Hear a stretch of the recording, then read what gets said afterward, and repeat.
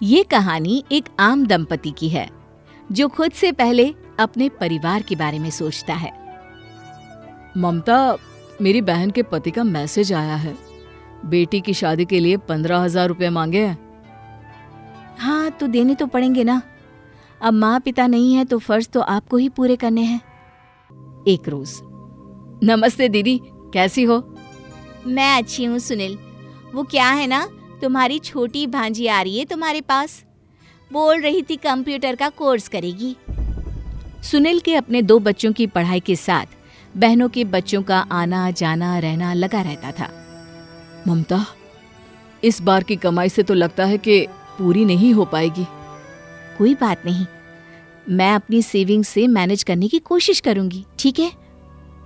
धीरे धीरे वक्त बीतता है। सुनील के बेटे और बेटी की शादी हो जाती है। शादी के बाद बेटा कहता है, पापा, आप हम लोगों के पास ही रहने क्यों नहीं आ जाते? छोटे से शहर में कोई सुविधा भी नहीं है। नहीं बेटा, अब तो जिंदगी बीत गई इस शहर में। यहीं रहना है चाहे जो हो। तुम बस अपनी लाइफ देखो, हम यहाँ खुश हैं। अच्छा रखता हूँ, पिछले मोहल्ले से चाचा आए हैं। बेटा फोन रख देता है कि उसकी बीवी कहती है, क्या बोले, तुम्हारे पापा आएंगे कि नहीं? अरे नहीं, मना कर दिया। तुमने कहा क्यों नहीं कि प्रॉपर्टी के रेट बढ़ते ही जा रहे हैं? अरे पता तो है ना कि वहाँ आसपास मोहल्ले वाले आते जाते रहते हैं, तो कोई आ गया था। अरे बोलो ना उन लोगों को कि घर बेचकर पैसे हमें दे, आकर यहीं रहे। थक गई हूँ मैं किराया दे देकर। बेटा अगले रोज फिर पिता को फोन करता है। अब क्या है पापा, मैं रोज रोज आपको फोन करता हूँ, आप सुन ही नहीं रहे। क्या बात है बेटा, मैं बुढ़ापा यहीं काटना चाहता हूँ। यहाँ सभी हैं, मेरी बहनें, उनके बच्चे, तुम्हारी माँ का मायका, पुराने रिश्तेदार नातेदार सभी तो है यहाँ। वहाँ क्या करूँगा, बड़े शहर में मन नहीं लगेगा। अरे पापा, हम लोगों को भी तो आपकी जरूरत है। बिना माता पिता के रह रहे हैं, मन नहीं लगता पापा। घर आओ तो लगता है कि कोई है ही नहीं। पिता माँ को सारी बात बताते हैं। हाँ, ठीक ही तो बोल रहा है। आदत नहीं है ना उसको अकेले रहने की। कोई बात नहीं, बोलो हम लोग आ जाएंगे। जिस रोज सुनील और ममता शहर छोड़ रहे थे, पूरा मोहल्ला उन लोगों को विदाई देने आया। आप लोगों को छोड़कर जाने का मन नहीं है, लेकिन क्या करें, बेटे को जरूरत है ना। दोनों बेटे के घर पहुंचते हैं। पापा जी, मम्मी जी, अच्छा हुआ आप लोग आ गए। हम लोगों का तो मन ही नहीं लगता था। आइए, मैं आप लोगों को आपका कमरा दिखाती हूँ। अरे बहू, परेशान मत हो। नौकरी के साथ कहाँ तक हम लोगों का ख्याल रख पाओगी? तुमको तो पता है ना, मुझसे काम नहीं होता अब। अरे कोई बात नहीं माँ जी, मैं नौकर लगवा दूंगी। वैसे है भी। सास ससुर खाना खाकर बैठे होते हैं कि बेटा उन लोगों के सामने अपनी बात रख देता है। पापा, वहाँ का मकान बेचकर यहाँ ले लेते हैं। अरे नहीं नहीं, हमें नहीं बेचना अपना मकान, यहाँ मेरा दिल नहीं लगेगा। अरे ठीक है ना माँ जी, जैसे आपकी मर्जी। वैसे भी सागर को मुझे मेड के पास छोड़कर जाना पड़ता है। वो ना उसे वक्त से खाना खिलाती है, ना दवाई देती है। माँ, तुमको क्या पोते के साथ रहना पसंद नहीं है? किसी तरीके से इमोशनल कार्ड खेलकर बेटा बहू सुनील से उसका मकान बिकवा देते हैं।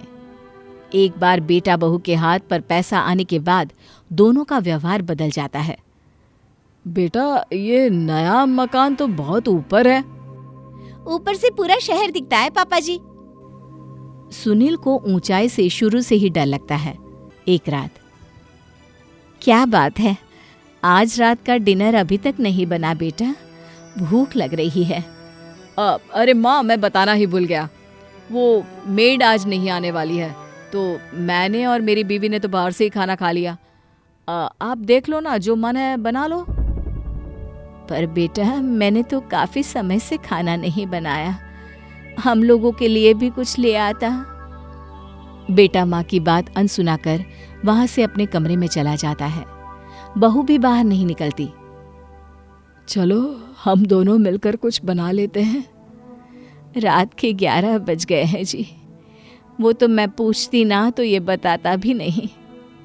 जिस पोते की लालच में उन लोगों को शहर बुलाया गया था, वो भी उन लोगों के पास ना आता। अरे सागर, स्कूल से कैसे आया? आज तो दादाजी लेने भी नहीं गए। वो मैंने ना एक लड़की रखी है, वो इसका ख्याल रखेगी। दिन में वही इसको खाना भी खिलाएगी। ममता कुछ कहने जाती है कि सुनील उसे रोक लेता है। धीरे धीरे करके बेटे का व्यवहार और बदल जाता है। बेटा, ये मेरी और माँ की दवाई का पर्चा है, आते वक्त ले आना।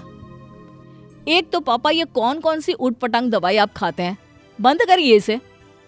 दूसरा, मेरे पास पैसा नहीं है इन सब दवाई के लिए, मैं नहीं लाऊंगा। अरे ऐसे मत बोलो बेटा, दवाई के बिना तो हम लोग नहीं चल पाएंगे। कोशिश करिए ना। क्या है, ये सारा दिन कमरे में रहती हैं। कमरे से बाहर निकलिए, घूमिए, टहलिए, आधी बीमारी तो वैसे ही खत्म हो जाएगी। बहू अब सास ससुर से बात करना भी बंद कर देती है। बेटा, हम लोग कुछ दिनों के लिए गांव जाना चाहते हैं, हम लोगों का टिकट करवा दो। देखता हूँ। बेटा बीवी को बताता है। अरे जाने दो ना, करवा दो रिजर्वेशन। और हाँ, बोल देना ऊपर के खर्चे के पैसे नहीं है हम लोगों के पास। माता पिता ट्रेन में बैठकर गांव को निकल जाते हैं। शहर का मकान तो बिक चुका है। गांव पहुंचकर, अरे सुनील भैया आए हैं। भैया, कैसे याद आई गांव की? चलिए घर खाना बनवाते हैं। अरे नहीं नहीं, मकान खुलवा दीजिए, यहीं मैं बना लूंगी। अरे कैसी बात कर दी भाभी, अभी तो आए हैं, कैसे खाना बना लेंगी? गांव में फिर से ममता और सुनील अपना घर सजाते हैं। ममता, अब गांव तरक्की कर गया है, क्यों ना वो सड़क पर खुलने वाले कमरे को दुकान बना ले। हाँ, और क्या, दिल भी लगा रहेगा और आमदनी भी आएगी। ममता, वैसे जो होता है अच्छे के लिए होता है। मैं मतलब नहीं समझी जी। देखो ना, छोटे शहर का मकान ना बिकता तो हम गांव कैसे आते, और यहाँ की शुद्ध हवा, पानी, फल, सब्जी का मजा कैसे लेते। ठीक कह रहे हैं जी। मैं तो सोच रही हूँ कि गांव में एक स्कूल भी खोल लूँ, वो खेत के पास की जो जमीन है ना, वहीं।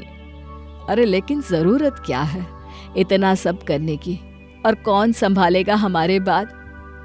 हमारा बेटा, क्योंकि ये तय है कि एक दिन उसे भी यहीं आना है। सुनील ममता चैन की जिंदगी जीते हैं।